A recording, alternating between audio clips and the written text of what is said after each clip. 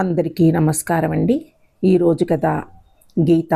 గీత త్వరగా తెములు, అవతల అబ్బాయి వచ్చేసి ఉంటాడు అని తల్లి కేకలు పెడుతుంటే అద్దంలో చూసుకుంటూ బొట్టు పెట్టుకుంటున్న గీత ఒక్కసారి తను ఎలా ఉందో చూసుకుని చున్నీ సర్దుకుంటూ వస్తున్నా అమ్మా అని బయటికి వచ్చింది. కూతుర్ని కింద నుంచి పైకి చూసి సంతృప్తిగా తల ఊపి, కొంచెం ఓపికగా వాళ్ళు చెప్పేది విని నిర్ణయం తీసుకో, ఈ సంబంధం కూడా చెడగొట్టకు అని చిన్నపాటి హెచ్చరిక చేసి పంపారు. గీతని వాళ్ళ అమ్మ రమ అక్కడే కూర్చుని ఆవిడ హడావుడి చూసి, నీకు అంత కంగారుగా ఉన్నప్పుడు అబ్బాయిని ఇంటికి రమ్మంటే సరిపోయేదిగా, ఏదో పెద్ద సంఘ సంస్కర్తలాగా వాళ్ళ అభిప్రాయాలు కలవాలి అని పిల్లలను మాత్రమే కలుసుకోమని చెప్పకపోతే అని కొంచెం విసుగ్గా అన్నారు రావుగారు. పడుతున్నా అని మీ ఇష్టం వచ్చినట్టు అనకండి. మీ కూతురికి ఒక పట్టాన ఎవరూ నచ్చటం లేదు.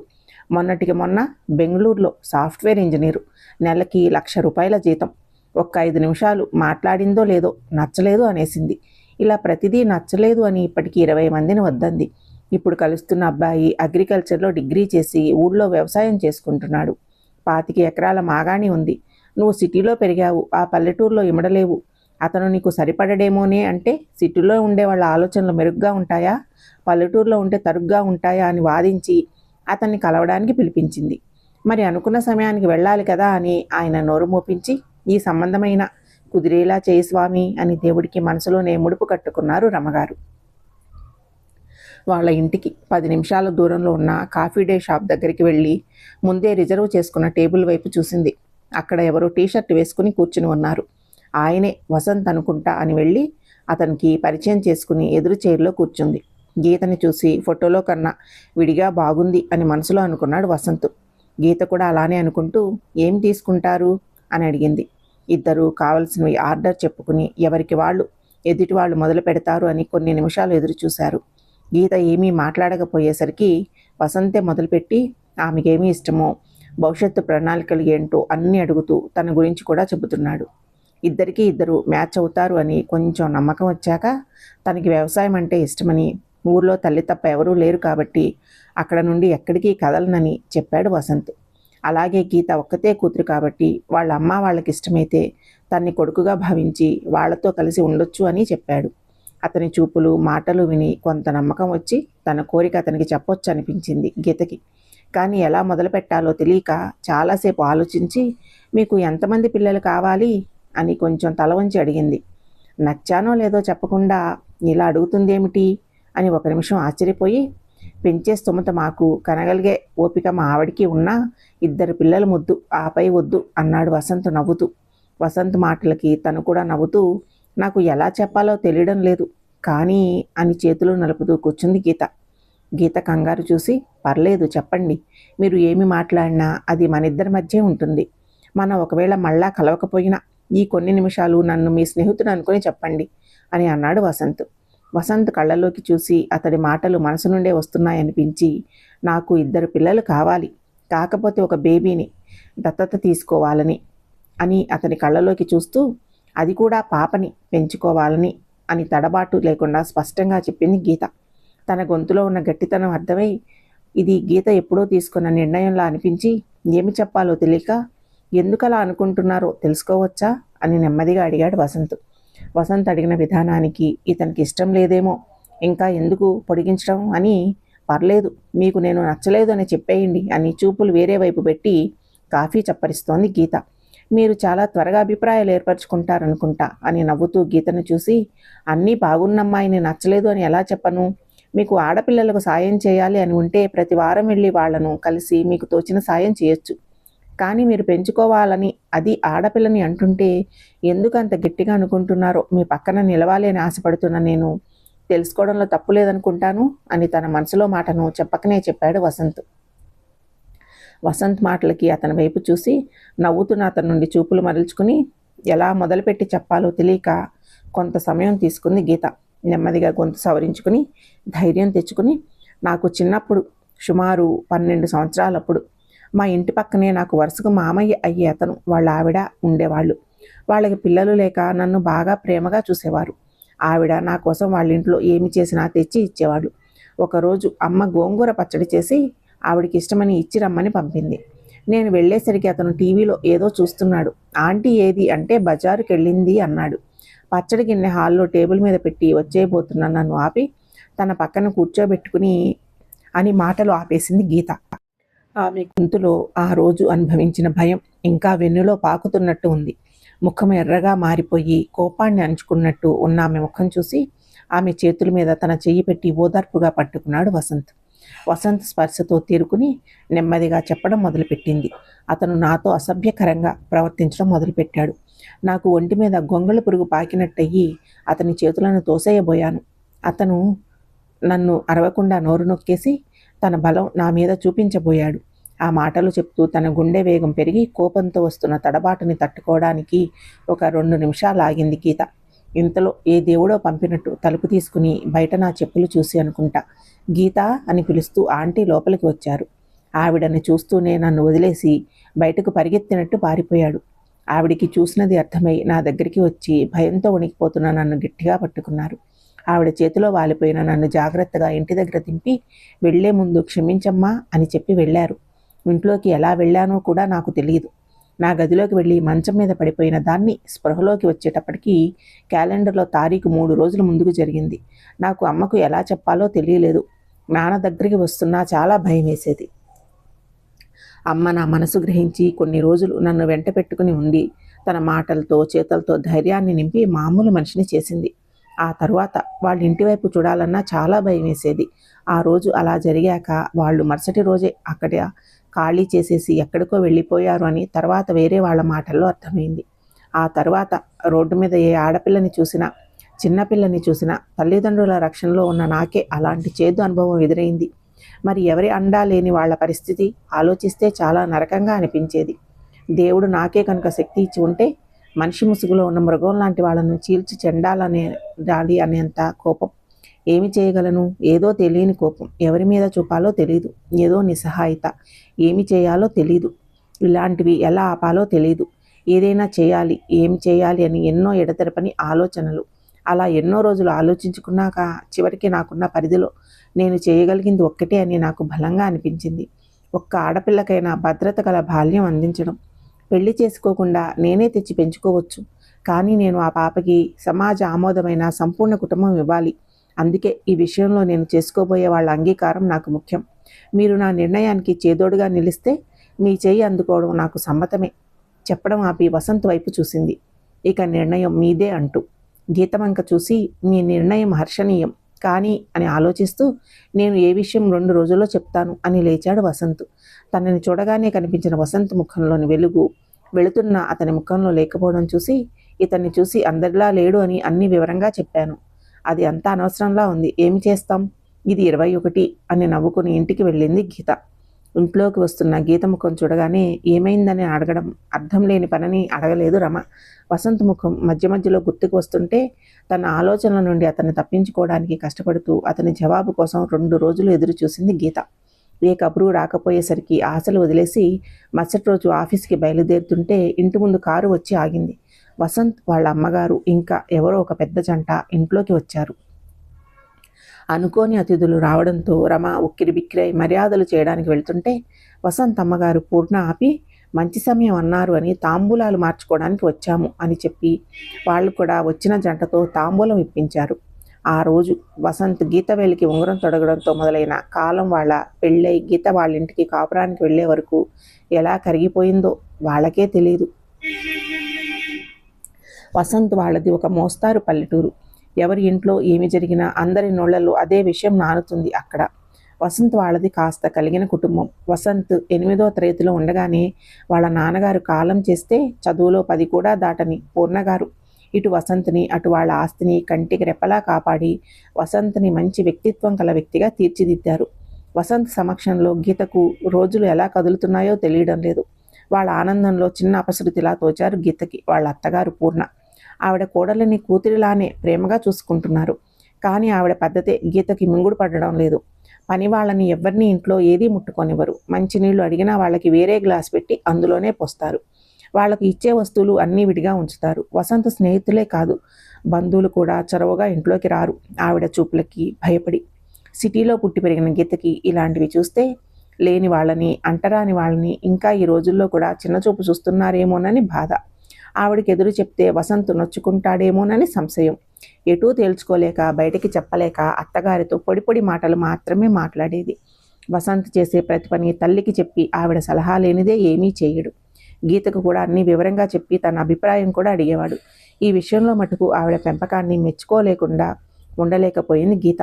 గీత తనతో మాట్లాడే విధానంలో ఆప్యాయత లేనట్టు గ్రహించిన పూర్ణగారు కొడుకు కొడలు బాగుంటే చాలు, నాదేముంది అని ఏమీ పట్టించుకునేవారు కాదు తల్లి మనసుతో. పెళ్లి జరిగి 3 నెలలు దాటుతుంది. పాపను తెచ్చుకునే విషయం ఆయనకి గుర్తు చేస్తే బాగుంటుందనుకుని ఆ రోజు వసంత్ కోసం రోజు కన్నా చక్కగా ముస్తాబై ఎదురు చూస్తోంది గీత. ఎరువుల కోసం దగ్గరలో ఉన్న టౌన్కి వెళ్ళి రాత్రి 10 దాటుతుంటే వచ్చాడు వసంత్. రాగానే ఎదురు వస్తున్న గీతని చూసి నవ్వి దగ్గరికి తీసుకోకుండా స్నానం చేయడానికి వెళ్ళిపోయాడు.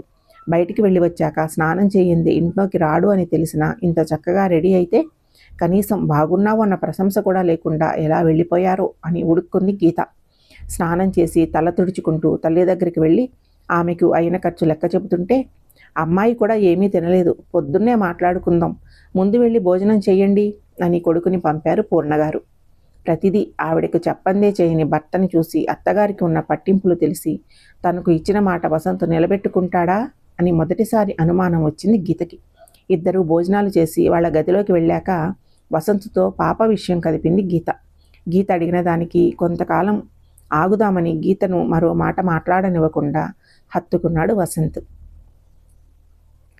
కొన్ని నెలల తర్వాత ఆ ఇంట్లోకి బుజ్జి పాదాలు అడుగుపెట్టబోతున్నాయి అనే సంతోషకరమైన విషయం విని గీతను పుట్టింటికి తీసుకువెళ్ళి కొన్ని రోజులు ఉంచుకుంటాము అని అడగడానికి వచ్చారు రమగారు. తనకు కూతురైన కోడలైన గీతే కాబట్టి తన కళ్ళల్లో పెట్టి చూసుకుంటాను అని గీతను పంపలేదు పూర్ణగారు. వసంతను విడిచి ఉండలేని గీతకు ఆవిడ మాట సబబుగానే అనిపించింది. తనకు పుట్టబోయే బిడ్డ ఆలోచనలో పెంచుకోవాలనుకున్న బిడ్డ గురించి తాత్కాలికంగా మర్చిపోయింది గీత. వీళ్ళ ఊరికి దగ్గరలో ఉన్న ఆసుపత్రికి కాక చాలా దూరంగా ఉండే ఆసుపత్రిలో చూపించేవాళ్ళు గీతను. ఊళ్ళో ఎవరూ వెళ్ళని ఆసుపత్రికి, అందులోనూ అంత దూరంలో ఉన్న దానికి ఎందుకు తీసుకువెళ్తున్నారో అర్థమయ్యేది కాదు గీతకి. గీతకు నెలలు నిండే కొద్దీ వసంత్ ఇంట్లో ఉండే సమయం తగ్గించాడు. ఎక్కువసార్లు ఏదో పని ఉంది అని వేరే ఊళ్ళు వెళ్ళేవాడు. భర్త గురించి తెలుసు కాబట్టి ఏదో ముఖ్యమైన పని అయి ఉంటుంది అని సరిపెట్టుకుంది గీత. నెలలు సజావుగా సాగి డాక్టర్ ఇచ్చిన తారీఖుకి ఆసుపత్రిలో జాయిన్ చేశారు గీతని. వాళ్ళ అమ్మకి ఫోన్ చేసి చెబుతాను అని గీత అంటే, ఆసుపత్రికి ఎందుకు, ఇంటికి వెళ్ళాక రమ్మందాం అని ఆపేశారు పూర్ణగారు. ఎంతమంది దగ్గర ఉన్నా గీత ఉన్న పరిస్థితిలో కన్న తల్లి పక్కన ఉంటే ఆ భరోసా వేరు కదా. అలా కాకుండా ఇక్కడ కూడా ఆవిడ మాటే నెగ్గించుకుంటున్న అత్తగారి మీద, ఆవిడ మాటకి ఎదురు మాట్లాడని భర్త మీద మొదటిసారి బాగా కోపం తెచ్చుకుంది. అది ప్రదర్శించే లోపే తనకి నొప్పులు వస్తుంటే లేబర్ రూమ్కి తీసుకువెళ్లారు గీతని.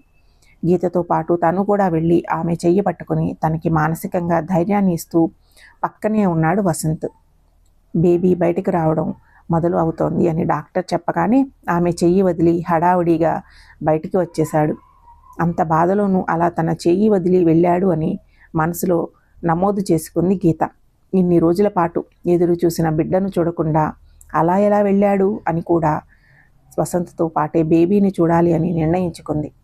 కొన్ని నిమిషాలలోనే తనకి సుఖప్రసవమయ్యి డాక్టర్ ఆడపిల్ల అని చెప్పి బేబీని గీత దగ్గరకు తీసుకొచ్చి ఆమె బుగ్గకు పాప ముఖం తగిలేలాగా పట్టుకున్నారు. కళ్ళు మూసుకొని పాప బుగ్గ మీద ముద్దు పెట్టి అలసటకి నెమ్మదిగా నిద్రలోకి వెళ్ళింది గీత. పాపని శుభ్రపరచడానికి పంపించి గీతని వాళ్ళు తీసుకున్న స్పెషల్ రూమ్కి షిఫ్ట్ చేశారు. అక్కడ డాక్టర్లు. గీతకి మెలకువ వచ్చేసరికి ఎదురుగా పూర్ణగారు, ఆవిడ చేతిలో ఉన్న పాప కనిపించారు. వసంతతో కలిసే బిడ్డను చూడాలని వసంత కోసం కళ్ళు తిప్పి చూసింది. గీతకు కుడివైపు వసంత నిల్చుని చేతిలో ఉన్న బిడ్డను అపురూపంగా చూస్తున్నాడు. వసంత ముఖంలో కనిపిస్తున్న ఆనందం చూసి నెమ్మదిగా లేవబోయిందల్లా ఒక్క నిమిషం ఏమీ అర్థం కాక తల తిప్పి మళ్ళీ అత్తగారి వైపు చూసింది. ఆవిడ చేతిలో ఒక బిడ్డ, ఇటు వసంత దగ్గర ఒక బిడ్డ. తనకి కవలోని డాక్టరు ఎప్పుడూ చెప్పలేదు, ఇందాక కూడా పాప అన్నారు అంతే. మరి ఇదెలా సాధ్యం అని తల తిరుగుతుంటే వసంత్ అని గట్టిగా పిలిచింది గీత. గీత పరిస్థితి అర్థమై వసంత్ వైపు చూసి సైగ చేసి ఇద్దరు పిల్లలను అక్కడ ఉన్న ఉయ్యాల్లో పడుకోబెట్టి తను బయటికి వెళ్ళారు పూర్ణ. వసంత్ గీత దగ్గరికి వచ్చి తన నుదుటి మీద ముద్దు పెట్టి, ఇద్దరు బంగారు తల్లులు ఎంత ముద్దుగా ఉన్నారో తెలుసా అని మురిసిపోతూ చెప్తున్నాడు. అతని ముఖంలో కనిపిస్తున్న ఆనందంకి పొంగిపోకుండా, ముందు మీరు నాకు నిజం చెప్పండి, మనకి పుట్టింది ఒక పాపే, ఇంకొకళ్ళు ఎవరు అని భర్త వంక అనుమానంగా చూస్తూ అడిగింది గీత. గీత కళ్ళల్లో కనిపిస్తున్న అనుమానం చూసి, నువ్వు తప్ప నన్ను ఎవరు భరించగలరు బంగారం, నా మీద అనుమానమా అని నవ్వుతూ గీతని హత్తుకున్నాడు. వస్తున్న ఏడుపు ఆపుకొని, మరి పాప అని అడిగింది. మన పిల్లలు. అదే ఎలా అని అయోమయంగా అడిగింది గీత. మళ్ళీ తిరిగి గీత వైపు చూస్తూ నవ్వుతున్నాడు వసంత్. నేను ఇంత కంగారు పడుతుంటే మీకు నవ్వు ఎలా వస్తుంది? ముందు వివరంగా చెప్పండి అంది గీత. మేడం గారు పెళ్లికి ముందు చెప్పిన విషయం మర్చిపోయినట్లున్నారు అని చిలిపిగా అన్నాడు వసంత్. నీ కోరికకు చిన్న సవరణ చేసి మన ఇద్దరి పిల్లలను ఒకేసారి మన ముందుకు తీసుకువచ్చాను. నీకు 8వ నెల వచ్చిన దగ్గర నుండి నాకు తెలిసిన అన్ని ఆశ్రమాలలో చిన్న వయసు ఉన్న పాప కోసం కనుక్కుంటూ ఉన్నాను అని ఆపాడు వసంత్. భర్త చెప్పేది విని మన కన్నబిడ్డతో పాటు మన 2వ బిడ్డను ఒకేసారి నాకు అందివ్వాలని, పాప గురించి ఎప్పుడు మాట్లాడినా నన్ను మాట్లాడనిచ్చేవాళ్ళు కాదు అన్నమాట అని అనుకుంటూ, మరి ఇందాక లేబర్ రూమ్ నుండి ఎందుకు బయటికి వెళ్ళిపోయారు? వాళ్ళ దగ్గర పాపను తీసుకురావడానికా అని నెమ్మదిగా అడిగింది గీత. నేను పుట్టిన పాపను చూస్తే మన బిడ్డ, పెంచుకున్న బిడ్డ అనే వ్యత్యాసం నా మనసులో వస్తుందేమో అని చూడకుండా వెళ్ళిపోయాను. డాక్టర్ గారితో మన విషయం చెప్పి ఆశ్రమం వాళ్ళకి పాపను డాక్టర్ గారి చేతికి అప్పచెప్పమన్నాను. ఆవిడ మనల్ని అర్థం చేసుకుని మన ఇద్దరి బిడ్డల్ని ఒకేసారి మనకు అప్పచెప్పారు. ఇంకా అపనమ్మకంగా చూస్తున్న గీతను చూసి, నేను చెప్పేది నిజం. వాళ్ళిద్దరిలో ఎవరు ఏంటి అనేది నీకే కాదు నాకు కూడా తెలియదు. కానీ వాళ్ళిద్దరూ మన పిల్లలే అని భార్యని చూస్తూ చెప్పాడు. మీకు ఇంత పెద్ద మనసు, మంచి ఆలోచన ఎలా వచ్చిందండి అని ఎంతో సంతోషంగా అడిగింది గీత. నీకన్నానా? ఆలోచన నీదే కదా అన్నాడు వసంత్. ఆలోచన నాది అయినా దాన్ని ఇంత అద్భుతంగా మలిచింది మీరే అని ఆపింది గీత. గీత, ఇలా చేసింది నేను కానీ చెయ్యమని చెప్పింది అమ్మ. ఆ రోజు మనం కలుసుకున్నాక నీ దగ్గర 2 రోజులు సమయం కావాలి అన్నాను కదా, అది అమ్మకి చెప్పి ఒప్పించడానికి. అమ్మ నువ్వు చెప్పిన మాటలు విని అంత మంచి ఆలోచన ఉన్న అమ్మాయిని వెంటనే నా కోడలుగా తీసుకురాకుండా 2 రోజులు ఎందుకు అడిగావు అని నా మీద అరిచి బాబాయ్ వాళ్ళని రమ్మని అలా అందరం మీ ఇంటికి వచ్చాము. మన పెళ్ళయ్యాక అమ్మే మన చుట్టూ ఉన్న వాతావరణంలో మన కన్నబిడ్డని పెంచుకోబోతున్న బిడ్డని తేడా లేకుండా పెంచాలి అంటే ఇలా చేస్తే బాగుంటుంది అని నాకు చెప్పింది. అమ్మ ఏది చెప్పినా అది ఎంతో ఆలోచించి చెబుతుంది. అందుకే నీకు చిన్న సర్ప్రైజ్ ఇద్దామని నీకు కూడా చెప్పలేదు. ఈ విషయం మన ముగ్గురితోనే ఆగిపోవాలి అని అత్తయ్య దగ్గరికి నేను పంపలేదు. అత్తయ్య ఇక్కడ ఉంటే ఆవిడికి నిజం తెలిసి ఎప్పుడైనా తెలియకుండా తేడా చూపిస్తారేమోనని డెలివరీ ముందు పిలవలేదు. ఇప్పుడు నీ అనుమానాలు తీరి సంతోషంగా ఉందా అని అడిగాడు వసంత్. అత్తగారి గురించి తను ఏర్పరచుకున్న అభిప్రాయం తప్పు అని ఆవిడ చెప్పిన సలహా నిరూపిస్తుంటే ఆవిడ చేసే పనులు గుర్తుకు తెచ్చుకుని మొదటిసారి వాటిని మంచి ఉద్దేశంతో చూసింది గీత. ఆవిడ ఒంటరిగా బిడ్డను మంచి మార్గంలో పెట్టాలన్నా, రాబందుల వంటి బంధువుల నుండి ఆస్తిని కాపాడాలన్నా ఎవరిని ఎంత దూరంలో ఉంచాలో తెలిసి అంతే దూరంలో ఉంచారు. అందుకే ఇంట్లోకి రావడానికి కూడా అందరూ భయపడేది. శుచి శుభ్రత లేని ప్రాంతాల్లో తిరుగుతారు అని పనివాళ్లకు ఇచ్చే వస్తువులు వేరేగా పెట్టేవారు. అంతే తప్ప ఆవిడ వాళ్ళకి పెట్టే విషయంలో కానీ ఇచ్చే విషయంలో కానీ ఏ రోజు తేడా చూపలేదు. మరి నేనెందుకు తప్పుగా అనుకున్నాను, తప్పుగా అర్థం చేసుకున్నాను? ఆయన నన్ను మొదటిసారి చూసినప్పుడు నువ్వు త్వరగా అభిప్రాయాలు ఏర్పరచుకుంటావు అన్నారు. అది నిజం. మంచి అభిప్రాయం ఏర్పరచుకోవడానికి త్వరపడినా తప్పులేదు, కానీ చెడు అభిప్రాయం ఏర్పరచుకునే ముందు 1కి 10 సార్లు ఆలోచించుకోవాలి అని మనసులో గట్టిగా అనుకుంది గీత. ఇంతలో అక్కడ ఉన్న డ్యూటీ నర్స్ వచ్చి, మెలకువ వచ్చిందా? బేబీకి తల్లి నుంచి వచ్చే మొదటి పాలు పట్టడం మంచిది. మీరు కొంచెం సర్దుకుంటే ఇద్దరికి చెరోవైపు పట్టిద్దాం. చాలాసేపు అవుతోంది. వీళ్ళు ఏడిస్తే మీరు ఎక్కడ ఇబ్బంది పడతారో అని వాళ్ళను ఇచ్చిన దగ్గర నుంచి అలా ఎత్తుకునే తిప్పారు మీ అత్తగారు, మీ వారు అని చెప్పింది. ఆమె పిల్లల్ని గీతకు ఇవ్వబోతుంటే, మా అత్తమ్మని లోపలికి పిలవండి, ఆవిడ మనవరాళ్ళని ఆవిడ చేతితో ఇస్తే తీసుకుంటాను అని చెప్పింది గీత. పిల్లలను అందించిన అత్తమ్మ చేతులు ముద్దు పెట్టుకుని మనసులోనే క్షమించమని అనుకుంది గీత. అప్పుడే విచ్చుకున్న పువ్వుల్లా ఉన్న పిల్లలిద్దరినీ చూసి వాళ్ళ లేత బుగ్గల మీద పెట్టినట్టు ముద్దు పెట్టుకుంది గీత. పిల్లలను ఇంటికి తీసుకుని వచ్చే ముందు రమ్మగారికి కబురు పెట్టారు. ముద్దుగా ఉన్న మనవరాళ్ళని చూసి మురిసిపోతూ పుట్టింటికి తీసుకువెళ్తాను అన్న తల్లితో, కూతురైనా కొడలైనా నేనే కాబట్టి మా అత్తమ్మతోనే ఉంటా, మనవరాళ్ళని పెంచాలనిపిస్తే నువ్వే ఇక్కడ ఉండు అని అంటున్న గీతను చూసి తన నుదుటి మీద ముద్దు పెట్టుకున్నారు పూర్ణగారు. గీత మాటలతో, తన చేతలతో తన తల్లిపై గీత అభిప్రాయం మారిందని అర్థమైంది వసంతికి.